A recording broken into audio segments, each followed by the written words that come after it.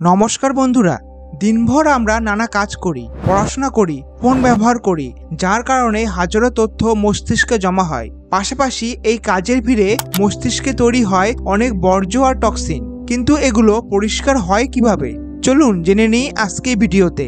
যখন আমরা গভীরভাবে ঘুমোই তখন মস্তিষ্কে একটা বিশেষ ড্রেনেজ সিস্টেম অ্যাক্টিভ হয়, যার নাম লিম্ফ্যাটিক সিস্টেম।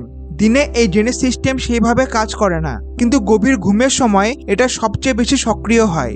এই সময় কি হয় জানেন? এই লিম্ফ্যাটিক সিস্টেম অ্যাক্টিভ হলে মস্তিষ্কের কোষগুলো সামান্য সংকুচিত হয়ে যায়, ফলে কোষগুলোর মধ্যে ফাঁক বড় হয়, আর সে ফাঁক দিয়ে প্রবাহিত হয় সেরিব্রোস্পাইনাল ফ্লুইড নামের একটি বিশেষ তরল। এই তরল মস্তিষ্কে ঝাড়ু দিয়ে ধোয়ার মতো কাজ করে মস্তিষ্কের ভিতরে থাকা টক্সিন আর বর্জ্য ধুয়ে ফেলে দেয়। আমাদের মস্তিষ্কে জমে থাকা বর্জ্যের মধ্যে সবচেয়ে ক্ষতিকর পদার্থ হলো অ্যামোলেড বিটা প্রোটিন, যেটা বেশি জমে গেলে আলঝাইমার রোগ হতে পারে।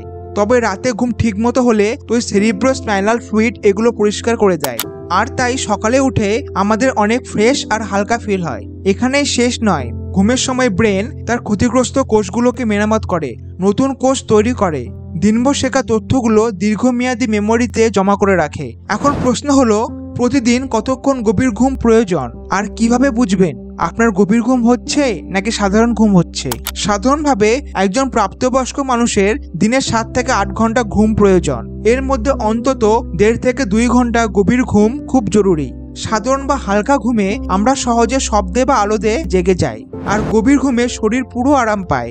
সেই সঙ্গে হৃদস্পন্দন ও শ্বাস ধীর হয়ে যায়, আর এই সময় কাউকে জাগানো তুলনামূলক কঠিন হয়।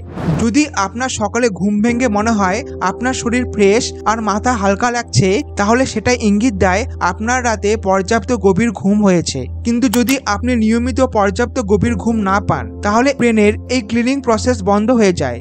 ফলে ক্লান্তি, ব্রেন ফগ, ভুলে যাওয়া, এমনকি দীর্ঘমেয়াদে ডিমেনশিয়ার ঝুঁকি অনেক বেড়ে যায়। তাই প্রতিদিনের কাজের মধ্যে ঘুমকে কখনোই অবহেলা করবেন না, কারণ ভালো ঘুম মানে শুধু বিশ্রাম নয়, বরং মস্তিষ্কের নিজের সেলফ ক্লিনিং সার্ভিসকে ঠিকমতো চালু রাখা। আজকে এই পর্যন্তই। ভিডিওটি ভালো লাগলে একটা লাইক করে দিন, আর চ্যানেলটিকে সাবস্ক্রাইব করুন। আপনাদের মতামত কমেন্ট করে জানান।